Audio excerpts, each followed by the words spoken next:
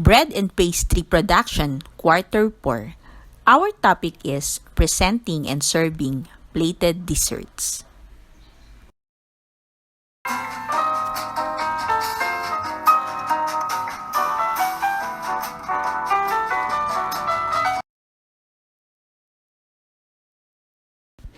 The art of plating dessert.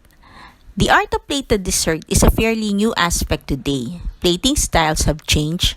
Gradually, pastry chefs began to shift their focus back to the flavor, discovering that they could create great-looking and great-tasting desserts without building towering constructions.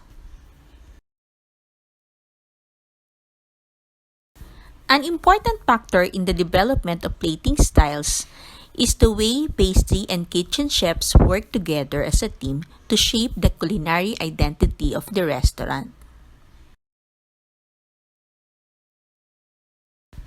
Dessert menus are treated as continuations of the dining experience, not simply as unrelated sweet course tacked on at the end. Dessert plating styles are constantly changing and evolving, thanks for today's creative pastry chefs. Plating dessert. Components of a plated dessert. Plated dessert presentations, or simply plated desserts, are desserts that are served by an establishment such as restaurant, resort, or dessert cafe after it is ordered by a guest and enjoyed on site. There are four components of a plated dessert: the main item, the dessert sauces, the crunch component, and the garnish. A plated dessert should have all of these items, but if it lacks any one of these items except for the main item, it can still be a plated dessert. It is widely believed that all the components should be edible. Many chefs believe that each component should be eaten as well. There are three main goals of a plated dessert. First, to satisfy the customer. This emphasizes flavor above all else, though you can argue that the actual visual design of the plate also satisfies the customers. Next is to complement the venue's theme. This emphasizes the visual and creative expressions of a dessert and continue to bring the customers back. And number 3, to make a dessert that is affordable in the terms of the restaurant.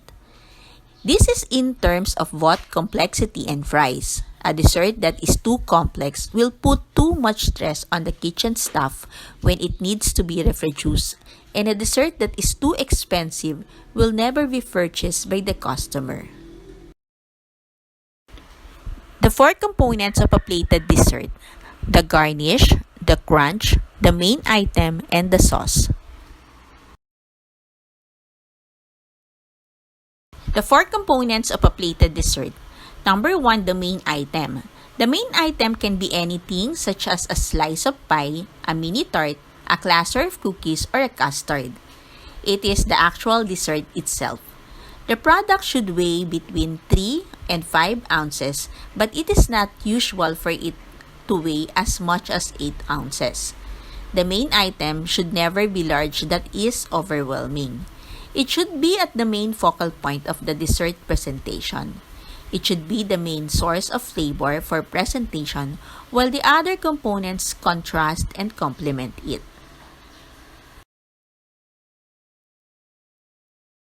The next component is the sauce.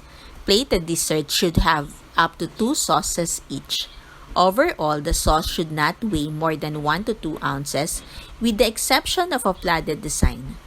Sauce is very important for dry items like pies and cakes, although a sauce can also be added to any dessert. The sauces used should be about the same consistency. The sauces should be able to hold their own shape. This allows for dessert sauces to be manipulated like paint to create fun designs. The next is the crunch component. A crunch component is an added component that adds a crunch to the dessert. It is usually a dry decorative cookie or biscuit added to any dessert to make it crunchy. It enriches the dish and makes the flavor of the dish more enjoyable from the first bite up to the last. This is especially important to soft desserts like custards and ice cream. And lastly, the garnish. The garnish is the final component of a plated dessert. Common garnishes includes fresh mint leaves, powdered sugar, chocolate piping, fruit, chocolate and sugar work, and sorbet. Garnish should be used with restraints just as much as it should be used tastefully. A garnish that is overused loses its effect and can ruin a dessert. The most commonly overused garnish is the mint leaf. Although a mint leaf has a refreshing flavor and adds color to desserts, this garnish is very common. A pastry chef should push his boundaries and use his creativity to find a garnish that works better than a mint leaf.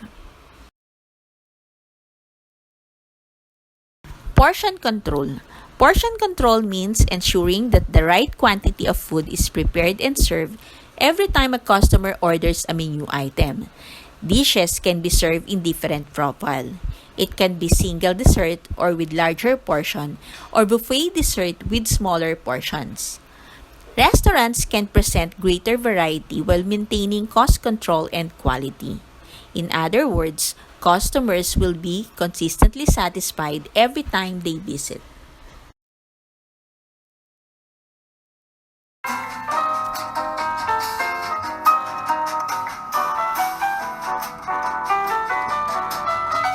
The following are some examples of a plated dessert.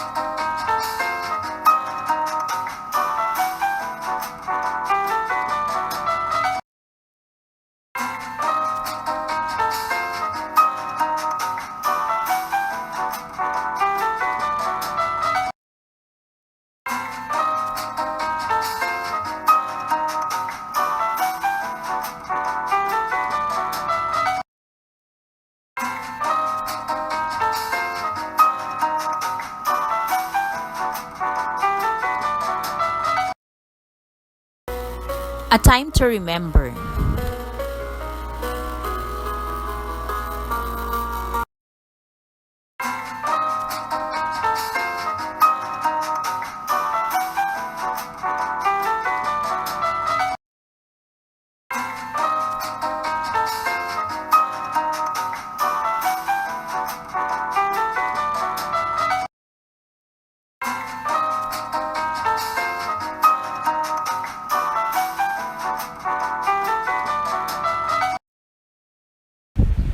This is Maylene Huliganga. Thank you for watching.